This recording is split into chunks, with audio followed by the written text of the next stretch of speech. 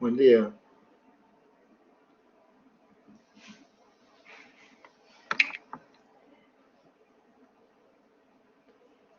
Esto, ¿me puedes ayudar esto para bajar Sí, toda doctor. la Ujú. diapositiva que hay encima de lo de ayer? ¿Podrías? Sí, sí, doctor. A ver, Me puedo ver Luis, como... ¿no? Sí, doctor. Ya, Luis. Levanto mi mano para que me encuentre más rápido. Ya, listo. Ya, doctor, ahora lo subo.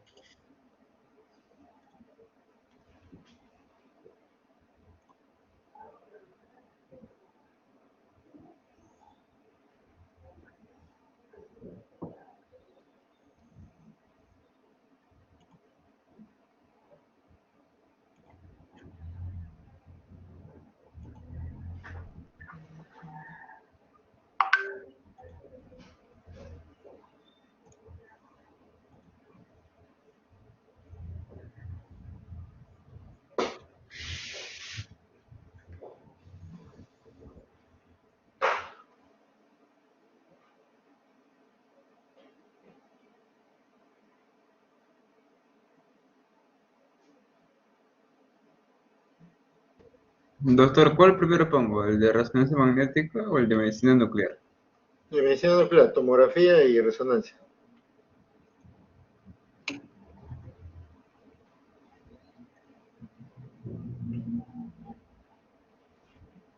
¿Ese no, doctor? Sí, Ya. ya.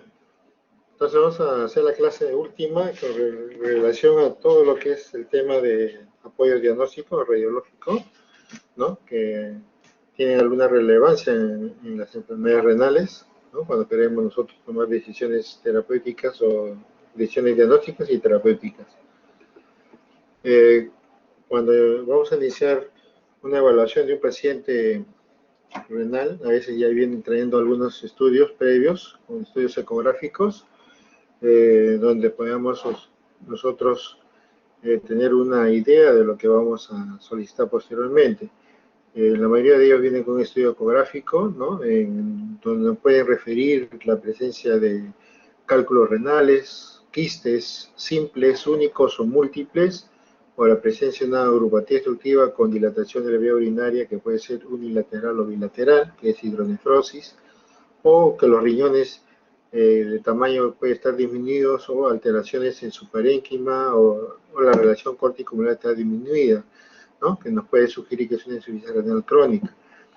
En caso de presencia de quistes simples, ¿no? Normalmente aparecen a partir de los 40 años, eso puede estar en 1 a 2 y estos pueden ser tan pequeños sin una relevancia clínica y se pueden observar cada 3 meses aproximadamente o cada 6 meses con estudios ecográficos. Pero si hay cambios en la pared, en el contenido o el crecimiento es rápido, entonces vamos a solicitar otros exámenes que nos van a apoyar para ver ciertas características y descartar otras entidades nosológicas como es neoplasia. Entonces, en caso de uropatías con dilatación de la vía urinaria, como decía, unilateral o bilateral, se conoce como hidronefrosis, ¿no? Unilateral o bilateral. Eso se debe a una obstrucción. Entonces siempre vamos a hacer otro tipo de examen. Después la ecografía nos va a ayudar un poco en la dilatación pélvica y del uréter medio, uréter superior, pues ya el medio e inferior no nos va a objetivizar claramente, entonces vamos a necesitar de otros estudios, ¿no? Más complejos. Pero si nos reportan que es un paciente con proteinuria, hematuria, ¿no? Microscópica, macroscópica. Sí, sí, saludos a la casa. Este, y nos da referencia ecográfica que tiene un riñón normal, desde el punto de vista ecográfico, con un parénquima mayor de 15 milímetros y la relación córtico-molar está normal. Estamos frente a un paciente con una falla renal aguda o es una enfermedad renal parenquimal que me está condicionando esta situación. Entonces voy a requerir hacer otros estudios, previamente estudios analíticos y luego la posibilidad de una biopsia renal, ¿no? Entonces para descartar una enfermedad glomerular. Esa es la forma como nosotros podemos hacer nuestro algoritmo en el tema del diagnóstico de estos pacientes. igual sucede cuando el paciente que tiene hematuria. La radiografía simple no va a diferenciar si es un cálculo o otra entidad que no está condicionada de hematuria microscópica o macroscópica. Para eso vamos a solicitar ecografía, y la ecografía nos puede decir es una masa renal o es un quiste renal. Para eso vamos a solicitar tomografía. Si en caso es cálculo, hacer los protocolos que va a corresponder en el manejo del cólico renal, ¿no? Si es agudo o subagudo o crónico.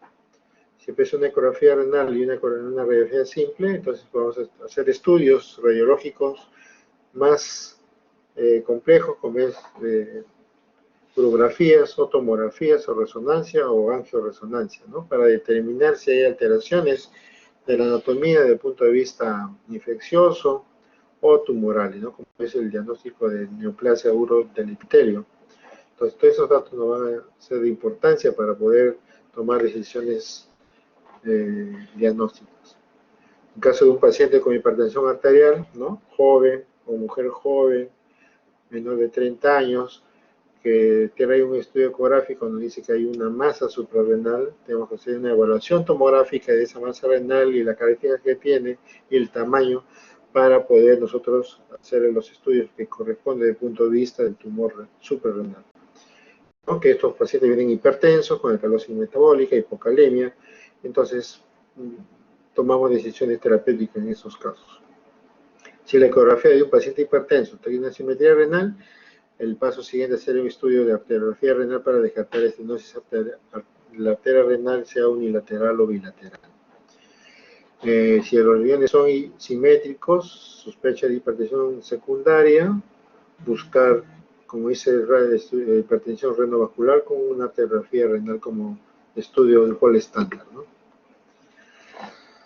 Entonces, frente a ese algoritmo, ¿no? Desde el punto de vista ecográfico, radiografía simple, frente a una hipertensión arterial no muy precisada, secundaria, o un riñón normal, un riñón hipotrófico, un riñón con alteraciones en lo que es su vía urinaria por hidronefrosis, una litiasis o otra alteración que nos esté condicionando ciertos problemas clínicos, entonces, y no nos dan una objetividad en el estudio, entonces optamos por otros estudios más complejos como es la tomografía. La tomografía computarizada utiliza haz de rayos X y se va a mover en círculo, ¿no? Como ven ustedes en la imagen, en círculo alrededor de su cuerpo, y nos va a dar imágenes muy, muy precisas, ¿no? Y con otras características especiales que nos permiten visualizar la patología a la cual estamos evaluando. Tiene mayor sensibilidad que la ecografía para muchas patologías y que dependen menos del operador. El desventaja es mayor costo, relativamente ahora los costos de tomografía ya han disminuido, antes costaban entre 300 y 500 dólares con contraste, pero ya ahora como se ha incrementado el número de laboratorios o radiológicos, nos ha permitido disminuir los costos. La otra situación es la exposición a radiación, hay que tener bastante en cuenta qué pacientes deben ser irradiados, ¿no? Tienen ciertas contraindicaciones e indicaciones para el estudio tomográfico. El uso es de contraste yodado endovenoso, ¿no? Tienen que evaluar primero la creatinina, la urea en estos pacientes para poder someterlos a una tomografía contrastada. Si vemos que es un paciente con creatinina por encima del valor de 1.5, y es diabético, tener bastante precaución en comunicar a la familia y al paciente la posibilidad que desarrolle una enfermedad renal aguda por estudio contrastado. Entonces hay que pedir autorización, ¿no? Consentimiento informado sobre el tema y sobre la posibilidad que desarrolle nefropatía por contraste y requiera ser sometido a terapia de reemplazo renal. Entonces todas esas características tenemos que tener bastante en cuenta. La ventaja es mejor valoración de las masas renales y el diagnóstico preciso es un cálculo urinario y la obstrucción, ¿no? Nos van a precisar, en el caso de la tomografía azul uroten, nos van a evidenciar el nivel de obstrucción de la vía urinaria, ¿no? En la ecografía nos dice dilatación pélvica y uréter superior, entonces tenemos que buscar el nivel de obstrucción. Entonces la urografía excretoria o la tomografía computarizada nos va a determinar el tamaño del cálculo, la ubicación del cálculo y sobre todo el nivel del examen de la obstrucción que tengamos, ¿no? Para poder intervenir posteriormente desde el punto de vista urológico. En el tema de masas renales, el carcinoma de células renales pueden ser isodensos con la corteza renal antes de contraste, se ven bien después del contraste. No quiere decir que los tumores renales de células claras son muy sensibles al contraste, ¿no? Van a percibir mejor estas masas. La presencia de adenopatías retroperitoneales y metástasis a distancia, ¿no? Se puede ver mejor la visualización de estas. En caso, ¿por qué se realizan las urotomografías? La uroten, ¿no? Para examinar los riñones, los uretes y la vejiga, ¿no? Básicamente nos van a visualizar todo el aparato urinario y sobre todo para identificar si hay cálculos en el trayecto de la vía urinaria o descartar también neoplasias que pueden estar comprometidas solo en el riñón o pelvis o uréteres o hay tumores retroperitoneales que están haciendo compresión extrínseca de la vía urinaria o un paciente mujer con una uropatía obstructiva con hidronefrosis desde el punto de vista ecográfico, hacer la tomografía y encontramos que tiene un tumor pélvico desde el punto de vista ginecológico que está haciendo compresión extrínseca y por lo tanto hay hidronefrosis por encima de ese tumor, ¿no? Todas esas características nos van a visualizar este estudio tomográfico con mayor precisión para poder evaluar al paciente. Este permite, ¿no? Como este estudio, nos va a permitir al médico observador el tamaño y la forma de estas estructuras para determinar si están funcionando en forma adecuada y detectar cualquier signo de enfermedad que puedan afectar al sistema urinario. ¿Cuáles son los riesgos que pueden tener en estos casos del estudio tomográfico con contraste? Riesgo leve de reacción alérgica si se inyecta un medio de contraste. Por lo general las reacciones son las leves y se controlan fácilmente con medicación, ¿no? Antihistamínicos o corticoides, ¿no? Como son sensación de calor o sensación de sofoco, o rash, náuseas, hay prurito, urticaria, que puede ser local o puede ser general, dolor cerca del lugar de la inyección. Entonces siempre es importante para evitar estos riesgos de exposición al contraste, debemos solicitar en la anamnesis o solicitar al médico tratante, cuando somos radiólogos, pedirle antecedentes de alergias, de dermatitis atópicas, asma o una sensibilidad a un fármaco previamente utilizado en estos pacientes para poder tener las precauciones del caso, ¿no? Si en caso no hay antecedentes, siempre el radiólogo trata de hacer una prueba de sensibilidad, ¿no? Aplicando una parte del estudio contrastado del contraste a nivel de la reacción dérmica, ¿no? Si se presenta un rash, entonces es importante definir que es un paciente potencialmente alérgico al contraste por lo cual no se va a exponer. Y sobre todo radiólogo ahora saben que debe pedir creatinina previamente para hacer estudios radiológicos con contraste, sea urografías escritorias contrastadas o tomografías o resonancia. ¿Cómo preparar al paciente? Antes de una tomografía con uroten, si el médico tiene alguna alergia, en especial al yodo, es una paciente que está embarazada, ¿no?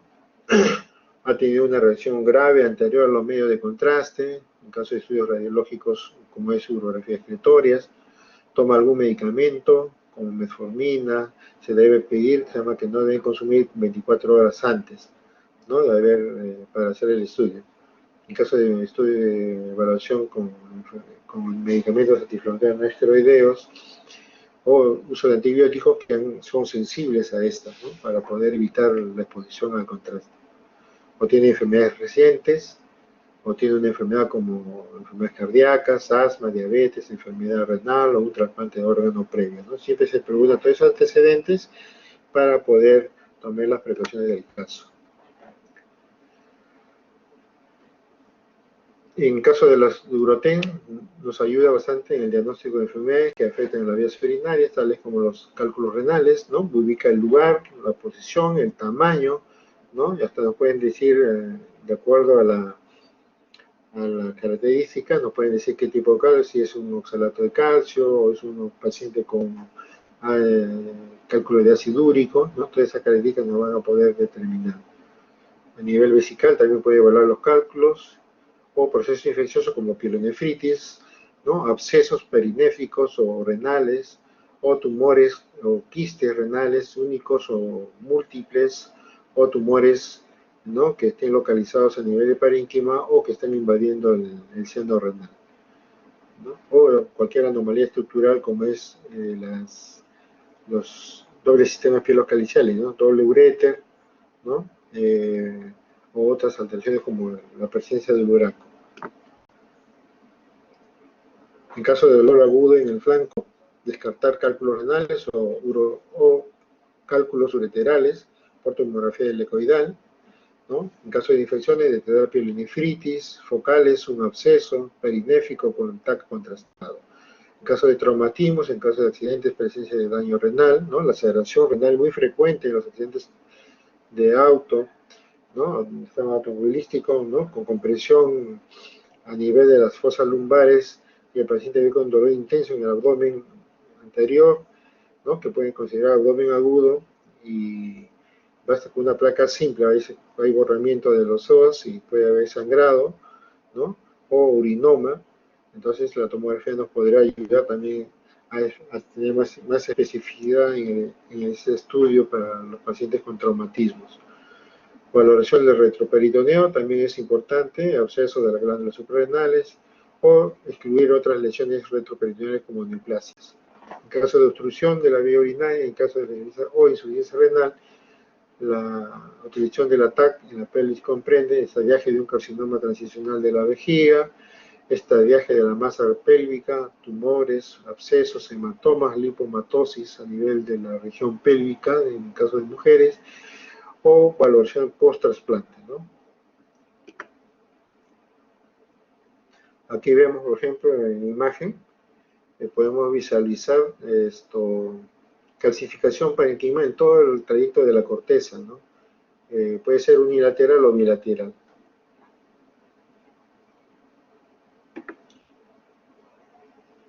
Acá un tumor renal, ¿no? En el lado izquierdo vemos un riñón deformado en su contorno, mucho más grande, con características heterogéneas en el parénquima, y aquí macroscópicamente post-nefrectomía se puede visualizar con más claridad, ¿no?, con áreas de infarto y hemorrágicas. Aquí vemos lo mismo, esta imagen, ¿no?, tumor renal.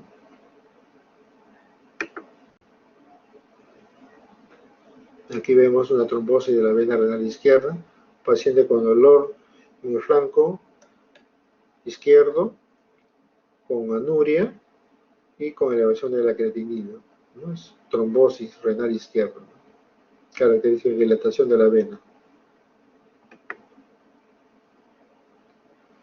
Tuberculosis renal con abscesos múltiples en ambos riñones, con cavitaciones en su centro. Absceso renal, perinéfrico y renales, también en el riñón derecho.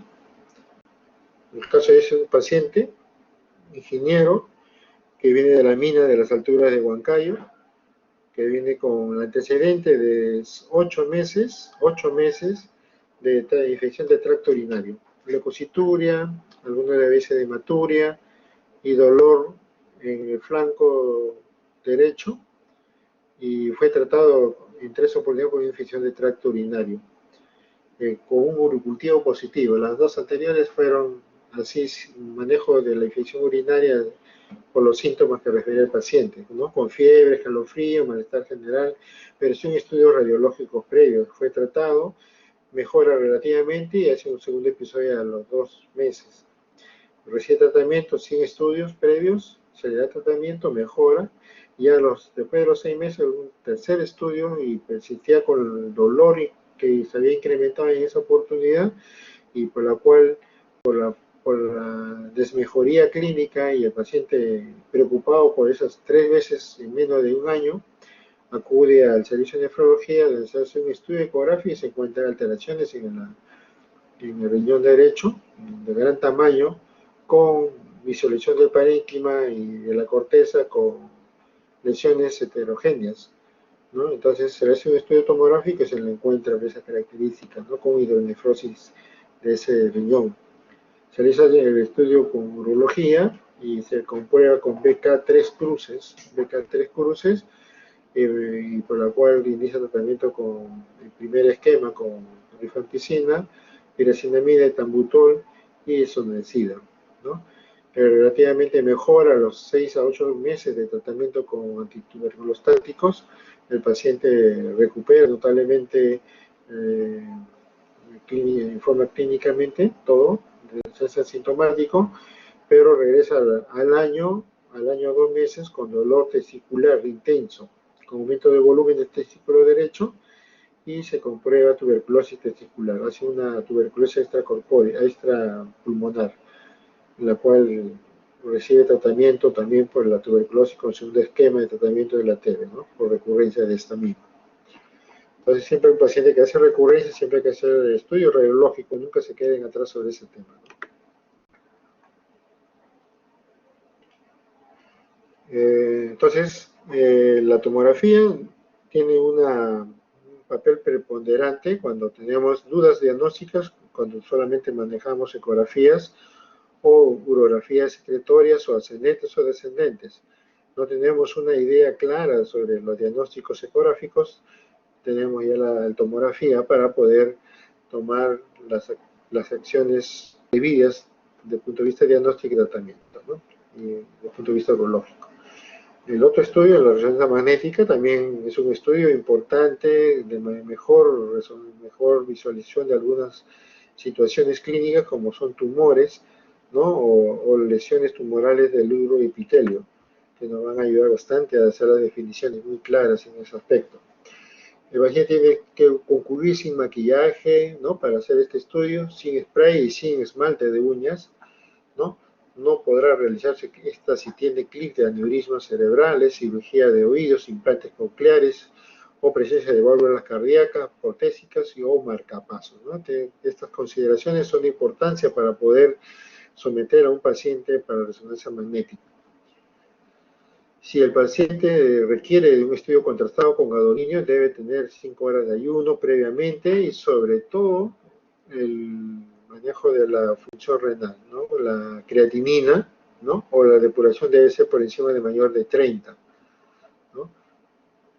Y preguntar siempre si hay medicación previas, ¿no?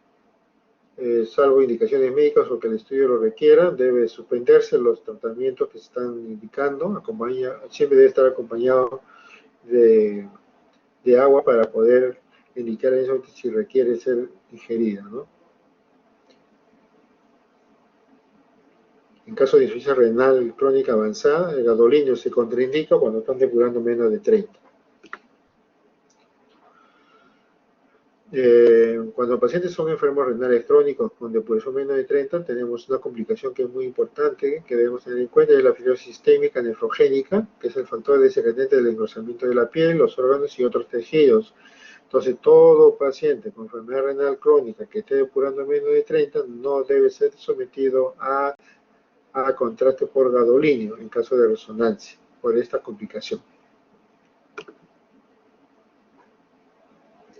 La uroresonancia es para evaluar pacientes con hematuria, seguimiento de pacientes con un historial previo de cánceres en el sistema colector urinario, identificar anormalidades en pacientes con infecciones recurrentes del tracto urinario, o proporcionar información valiosa sobre otras estructuras abdominales y pélvicas y sobre enfermedades que pueden afectar a las mismas en caso de riñón, ¿no? Tiene mayor disponibilidad y la experiencia creciente han expandido la utilidad clínica de esta técnica a la fecha, ¿no? Que la resonancia ahora por su costo también que ha disminuido, tiene bastante apogeo en el estudios urológicos, ¿no? En caso de tumores o en caso de monitoreo post cirugía de neoplasias a nivel de la vía urinaria. El estudio de las masas renales son con gadolinio y estallaje de un posible carcinoma de células renales. La resonancia es muy sensible para masas suprarrenales y retroperitoneales, más sensible que la tomografía para detectar feocromocitoma o suprarrenales. En caso de patología pélvica, el carcinoma de próstata, carcinoma de células transicionales de vejiga y cáncer de cervix, ¿no? Básicamente para hacer los estadiajes. En caso de angiografía con resonancia, permite valorar las arterias y venas renales al generar imágenes que muestran imágenes de los vasos libres, sobre todo para descartar estenosis, ¿no? Básicamente de las arterias renales, o sea que puede ser unilateral o bilateral para poder ser el diagnóstico de hipertensión renovascular. El tratamiento básicamente es colocación de stent, ¿no? Para mejorar la función renal en estos pacientes que tienen este problema. Aquí vemos, ¿no? El estudio, con estudio contrastado podemos visualizar la estenosis de la arteria renal al lado derecho, ¿no? En el caso de una hipertensión renovascular, ¿no? Un paciente joven. Aquí vemos el isquemia renal derecha, ¿no? En la flecha, lo que está indicando la flecha, hipodensa, es importante evaluar. Hay un infarto sin obstrucción arterial o venosa ni estenosis vascular, ¿no? Que sugiere émbolo recanalizado, ¿no? Cambio en la estructura a nivel renal.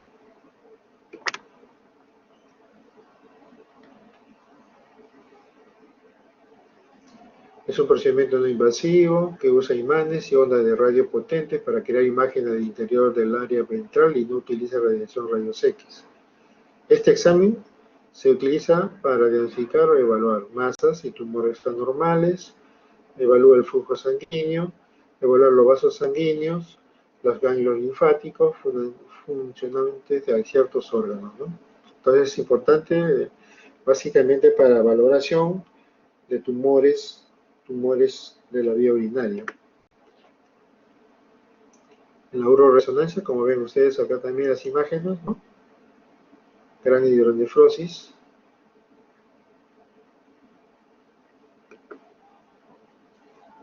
Aquí hidronefrosis, del lado derecho, con la zona de obstrucción, ¿no?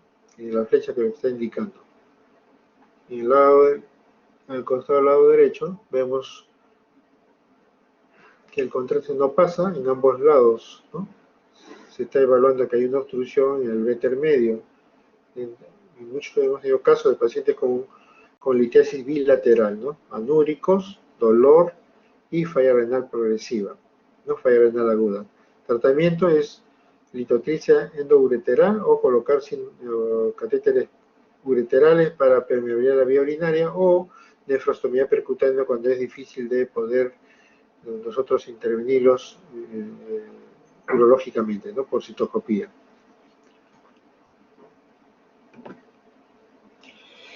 Entonces, el tema de tomografía de resonancia, la tomografía básicamente en caso de uropatías es pedir un uroten sin contraste para visualizar el nivel de obstrucción, ¿no? Por debajo por encima de la dilatación de la vía urinaria.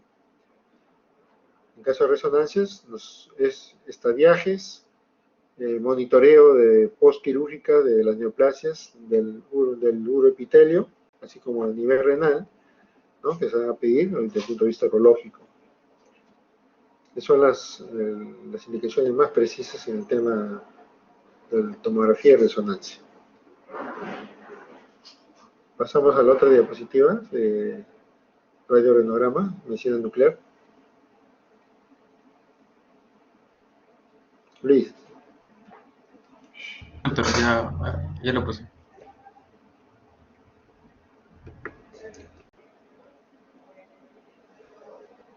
En el caso de las pruebas de medicina nuclear, siguen siendo instituibles para la evaluación funcional renal de la vía urinaria, básicamente, ¿no? La gamografía renal se realiza con el ácido dimercaptosuccínico, el DMSA, conocido con esos términos, marcado con 99 de tecnesio, que tras su administración intravenosa se incorpora a la célula del tubo contorneo proximal de los vasos peritubulares y permanece localizado en el córtex. Es un examen con medicina nuclear en la cual se utiliza una pequeña cantidad de este material radioactivo para medir el funcionamiento de los riñones.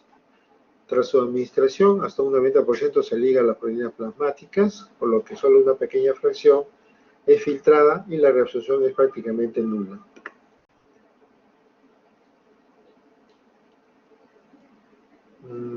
Permite utilizar este estudio para la evaluación de la función renal, principalmente esa es la utilidad de esta gamografía renal. Se administra por el vía endovenosa el DMSA, asegurando una buena hidratación del paciente. Primero se debe hidratar adecuadamente el paciente con 500 hasta 1 litro aproximadamente para mejorar la captación de este reactivo. La adquisición de las imágenes se realiza a las 2 a 4 horas tras la inyección, pudiendo en ocasiones obtenerse imágenes a las 24 horas si se sospecha patología obstructiva o una función renal deficiente, ¿no? En caso de falla renal que se esté instalando en forma aguda o crónicamente.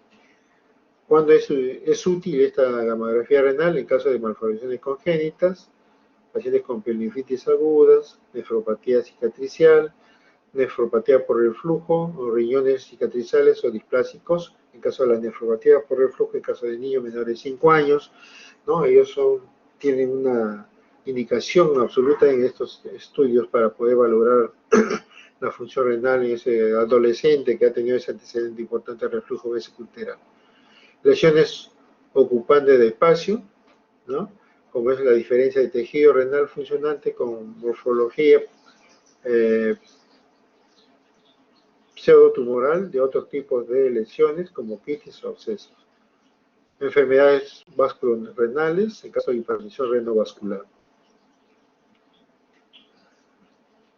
En el caso de los radiofármacos en gamografía renal, el tecnesio, el DTPA, ¿no? Va a determinar la filtración glomerular. Después, en la secreción tubular, es más utilizado el tecnesio de MAG3. Ambos son eliminados primariamente por secreción en los túbulos proximales.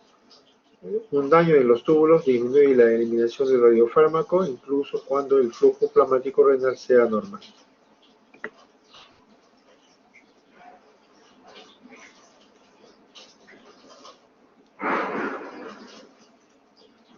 Los radiofármacos disponibles para evaluar la función renal y la anatomía renal se agrupan en 3 categorías dependiendo de su mecanismo de excreción: agentes eliminados por filtración glomerular, por secreción tubular,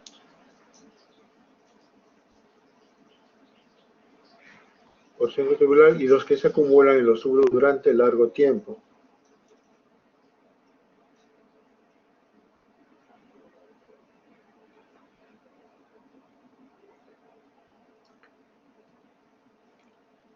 De ellos tenemos, por ejemplo, en lo que es filtración glomerular, el DTPA, de tecnesio 99.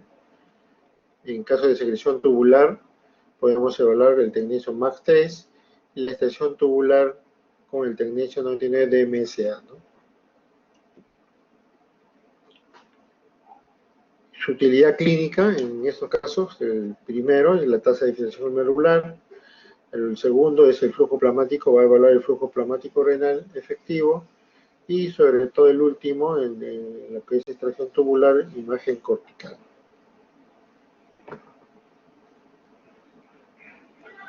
El radiorenograma isotópico, evaluar el funcionamiento renal, filtración glomerular, excreción tubular. El evaluar la apariencia de la corteza renal, defecto de la captación, tiene una sensibilidad mayor del 90% para detectar lesiones corticales, ¿no? Es superior a las ecografías y similar a la tomografía, ¿no? Relativamente.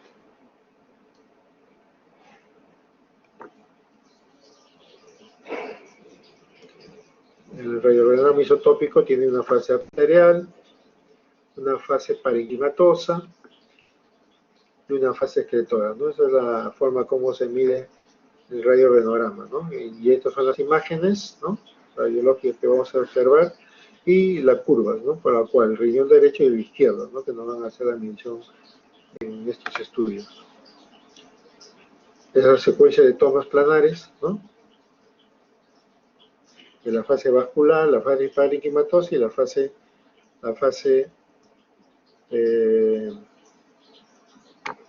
excretoria, ¿no?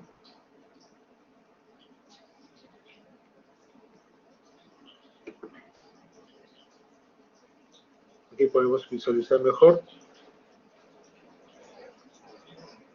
En caso del DTPA, nos evalúa la fase arterial, la fase parenquimatosa y la fase excretora. Y el MAC3, en fase arterial, parenquimatosa y la fase excretora, ¿no? Las dos cosas, ¿no? Ahí vemos esa curva que nos van a emitir los radiólogos en estos estudios, ¿no? Las aplicaciones clínicas, básicamente es en la neuropatía obstructiva.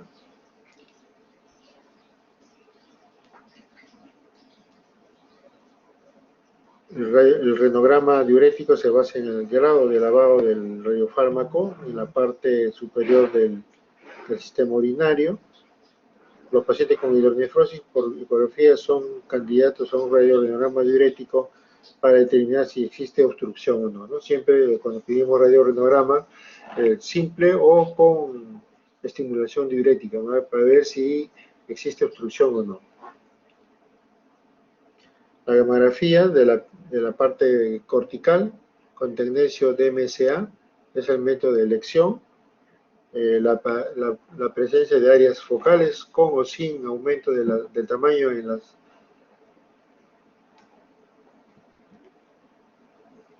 las cuales hay una disminución de la captación son los interpretados como pieles agudas. Sin embargo, la imagen no es específica, pudiéndose encontrar imágenes similares en procesos como los abscesos o quistes renales. Entonces tiene una relevancia e importancia este radiorenograma en caso de neuropatía obstructiva o pielonefritis complicada como son abscesos perinéficos o renales. En caso de traumas renales también, en primer lugar, la fase temprana del renograma puede establecer si existe flujo sanguíneo.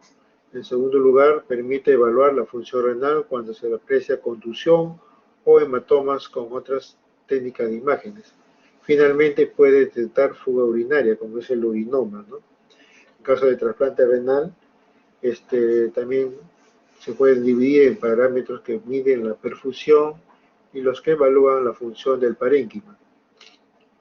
Los parámetros de perfusión ayudan a diferenciar si la patología del injerto se debe a un rechazo agudo o necrosis tubular aguda, ya que esta última acompaña de una mejor perfusión, ¿no? Esas son las diferenciaciones que nos pueden hacer este estudio. En caso de neuropatía obstructiva con diuréticos, el radiorenograma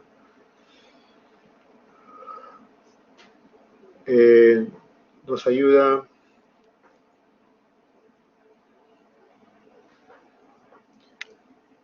el objetivo principal del renograma diurético es demostrar obstrucciones ureterales. Generalmente se usa para evaluar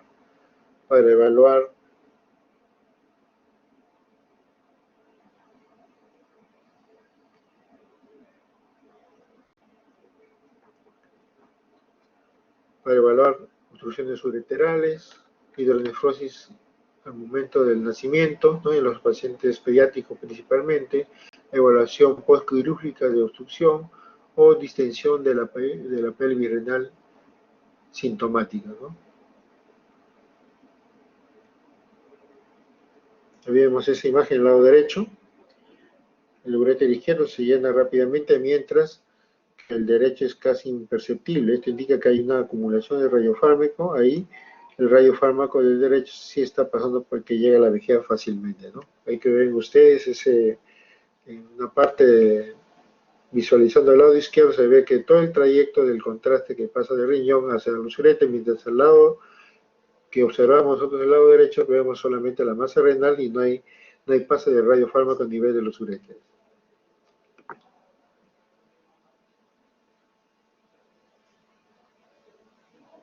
Acá visualizamos la atrofia renal izquierda.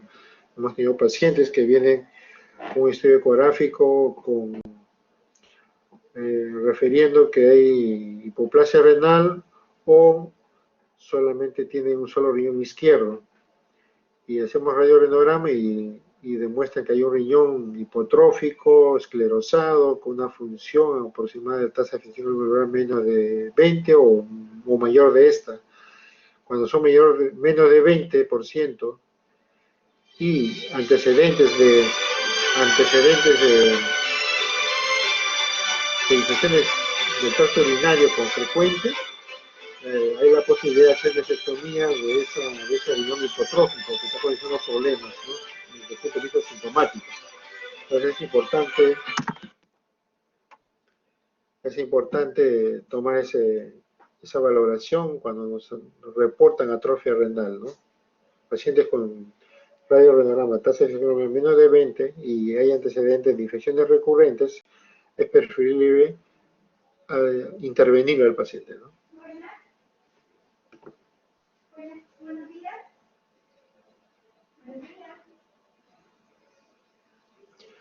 En caso de las demás imágenes por isótopos, el DTPA se elimina del torrente circulatorio por filtración glomerular.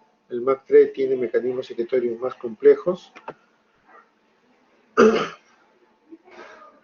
que ayudarán, en medicina nuclear, que ayudarían en el manejo de los pacientes que han padecido infecciones urinarias en caso de episodios agudos o episodios crónicos, valoración de cicatrices, en caso de paciente con reflujo vesicoureteral, ¿no? Ese niño que ya es joven, adolescente, a evaluar ese tipo de lesiones cicatrizales que hayan tenido post-infecciones urinarias que no han sido debidamente tratadas, ¿no? El diagnóstico de RBU, el reflujo vesicoureteral sin dilatación de uréteres en ecos, cistogamografías directas, seguimientos del reflujo después de los 5 años de vida. Es importante mantener una buena función renal en estos pacientes, ¿no? Manejando adecuadamente sus procesos infecciosos. En caso de hidronefrosis congénita, la prueba de lesión para descartar la obstrucción del radionograma diurético con MAC3. Utilizar en el estudio de la hipertensión arterial en niños utilizando el test de captopril, ¿no? El radiorenograma con test de captopril, que ahí inducimos hipertensión al momento del estudio.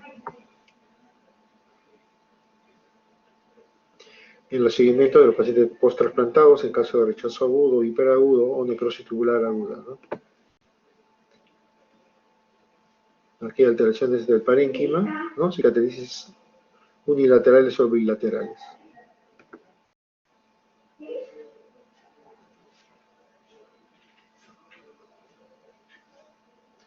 Es un estudio que tiene que proporcionar alto grado de sensibilidad, ofrece niveles de sensibilidad y especificidad no muy diferentes a lo de la urografía intravenosa. La seguridad predictiva del radiorenograma isotópico puede ser aún mejorada seleccionando pacientes con una alta probabilidad de enfermedad vascular obstructiva renal, pacientes jóvenes, sobre todo mujeres, ¿no? En caso de hipertensión renovascular por fibrodisplasias, paciente con aceleración y una hipertensión arterial, es un paciente hipertenso crónico que de un momento a otro está usando mayor de 3 drogas o hipertensión acelerada, buscar estenosis de la arteria renal, ¿no? Eso nos va a ayudar bastante al radiograma con test de captopril. Pacientes con arteriopatías arterioscleróticas y otras localizaciones, como pacientes fumadores intensos, ¿no? Entonces, en el caso del radiorenograma, su indicación o utilidad clínica es básicamente un paciente para descartar funcionalidad del riñón en caso de riñones hipotróficos, en caso de pacientes con uropatía obstructiva, con test diurético nos va a ayudar si hay obstrucción o no de la vía urinaria en la parte baja, a nivel ureteral o vesical. En caso de pacientes con reflujo vesicoureteral, si evidenciar si hay cicatrices a nivel del parénquima o de corteza. Y también valorar, en caso de traumas agudos, valorar si hay alteraciones en la perfusión o la excreción del contraste, ¿no? ¿Alguna pregunta hasta aquí?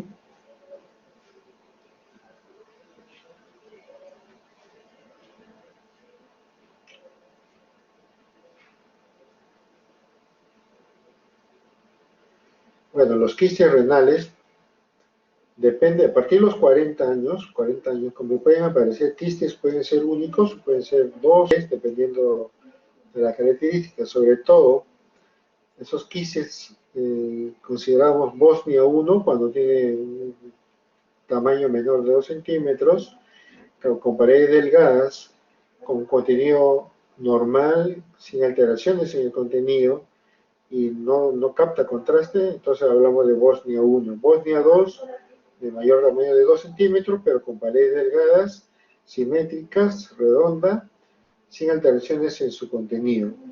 Mónia 3, cuando hay alteraciones en el tamaño mayor de 4 centímetros, con alteraciones en su pared, puede estar engrosado con contenidos anecoicos, ahí nos tenemos que pasar a hacer tomografía para descartar neoplasias, ¿ya? Pero los quistes renales en los pacientes a mayor de 40 años se tiene que evaluar, y evaluar cada 3 meses o 6 meses para ver si está en crecimiento rápido o ha cambiado la estructura de ese quiste. En caso de los pacientes renales avanzados, ¿no? Con estadios avanzados, estadio 4, 5, o pacientes con enfermedad renal crónica que están en terapia de diálisis, aumenta el riesgo de desarrollar quistes y eso muchos pueden desarrollar malignidad. Por lo tanto, se hace una evaluación anual de la ecografía de los riñones hipotróficos que tienen quistes para ver si están haciendo cambios estructurales y sean compatibles para tumores o neoplasia, ¿no?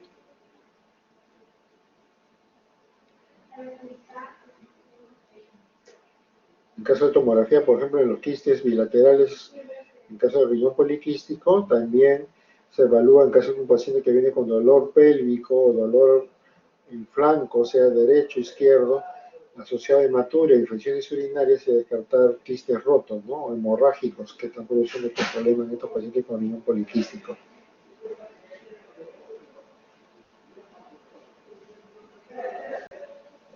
¿Alguna pregunta más?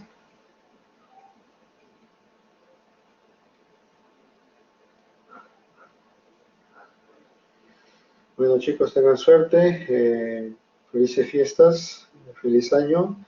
Recomendarles siempre, ya se está incrementando el número de pacientes con COVID, hay rebrote ya sustancialmente en algunos hospitales, especialmente en salud, en las clínicas también, por ejemplo, en la clínica San Borja, donde yo laboro, y la UCI ya está llena de pacientes COVID con compromiso respiratorio severo. Tengan mucho cuidado, las reuniones familiares sean solamente del núcleo familiar en el cual se desenvuelve. No debe haber visitas, ni visitar tampoco a la familia, para evitar ese riesgo de infecciones que está incrementando sustancialmente en estos días y probablemente en estas semanas que vienen va a aumentar más y vamos a tener dificultades de atenciones a nivel de emergencia o hospitalizaciones, para la cual les recomiendo por lo menos tener la tolerancia. Sé que estar cerrado más de 8 meses en casa sin tener el desplazamiento debido crea cierto estrés, ¿no? Entonces, un feliz año, cuídense mucho, gracias por todo y sobre todo cuando esto se normalice y ya encontremos la paz y que se haya controlado la enfermedad, tengan bienvenidos ustedes llegar al servicio de nefrología para reforzar las prácticas y algunas preguntas que desean hacerlo en forma presencial. Agradezco de antemano su tolerancia y su presencia y esperemos que haya servido de algo estos días hacer la rotación por el servicio de nefrología. Pero desde ya les digo, ustedes tengan toda la confianza necesaria cuando se aperture el sistema académico en los hospitales, serán bienvenidos de parte mía. Gracias, feliz año.